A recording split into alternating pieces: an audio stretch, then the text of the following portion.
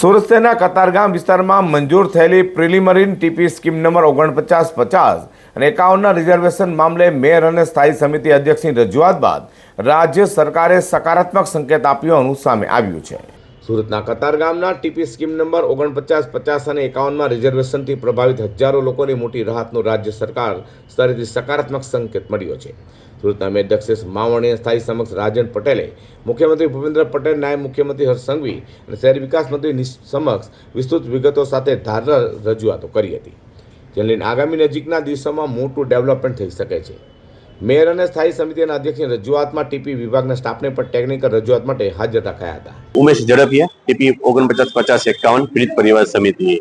અમે ગત રોજ એટલે કે મંગળવારે કતારગામના 1 લાખ લોકોને અસર કરતો ટીપી 4950-51નો રિઝર્વેશનના પ્રશ્નને લઈને રિઝર્વેશન દૂર કરવા માટે અમે કતારગામથી રેલી સ્વરૂપે અમે મુગલીસરા સુરત મહાનગરપાલિકાની કચેરીએ સામૂહિક અમે આવેદનપત્ર આપ્યું હતું। તેમાં મેયર અને કમિશનરને આવેદનપત્ર આપીને અમે રજૂઆત કરી હતી કે 1 લાખ લોકોને અસર કરતો આ ગંભીર પ્રશ્ન હોય કે જે પ્રશ્ન કેવો તો કે ભાઈ 2004ના ડ્રાફ્ટ પ્લાનની અંદર સોસાયટીઓની વાડી, રહેણાંક મકાનો કે ખુલ્લા પ્લોટની અંદર રિઝર્વેશન હતા નહીં, જેના કારણે મિલકતોની અમે ખરીદી કરી। કતારગામ ઝોનમાં અમે એની સચોટપૂર્વક અમે તપાસ કરી, એટલે તપાસ કર્યા બાદ અમને ખબર પડી કે અમારી આ મિલકત છે, એમાં કોઈ રિઝર્વેશન કે સરકારી કોઈ પણ પ્રકારનું કઈ આમાં અડચણ છે નહીં।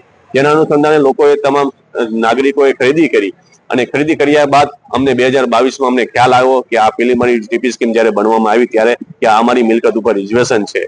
તો ત્યારે અમે રજૂઆત કરી હતી, એટલે કે છેલ્લા 3 વર્ષથી અમે આ બાબતે અલગ અલગ ધારાસભ્ય, કોર્પોરેટરો, સાંસદોને, મેયરોને, સ્ટેન્ડિંગના ચેરમેન, તમામ નેતાઓને, મુખ્યમંત્રીઓ સહિત અમે રજૂઆત કરી હતી। આ ઉપરાંત અમને ગત રોજ અમે થોડાક સમય પહેલા રાષ્ટ્રપતિ, વડાપ્રધાનને પણ અમે રજૂઆત લેખિતમાં કરી હતી, એટલે ઓછામાં ઓછી 500 થી વધારે વાર અમે લેખિત તેમજ મૌખિક રજૂઆત કરી છે।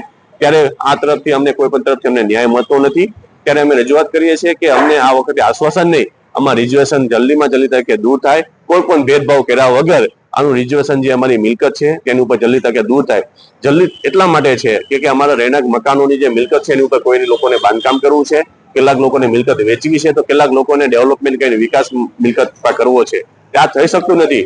કતારગામ ઝોન દ્વારા ગત 6 મહિના પહેલા આનો કબજો લઈ લીધો હતો, એટલે કબજો પણ અત્યારે કતારગામ ઝોન પાસે છે, અમને કબજો પણ પરત મળ્યો નથી। ત્યારે આ બધા કામો કરવા માટે અમારી મિલકત અમને પરત મળે અને અમને અમારો ન્યાય મળે, આ વખતે આશ્વાસન નહીં પણ આનું અમલીકરણ જલ્દીમાં જલ્દી થાય, એ જ અમારી મુખ્ય રજૂઆત છે। ઉલ્લેખનીય છે કે છેલ્લા ઘણા વર્ષોથી પ્રભાવિત લોકોએ ઘણી વખત રજૂઆતો કરી હતી, પરંતુ પાલિકાના પેટનું પાણી હલ્યું ન હતું, પરંતુ અંતે દિલ્હીથી ફોન આવતા જ પાલિકા તંત્ર દોડતું થયું છે।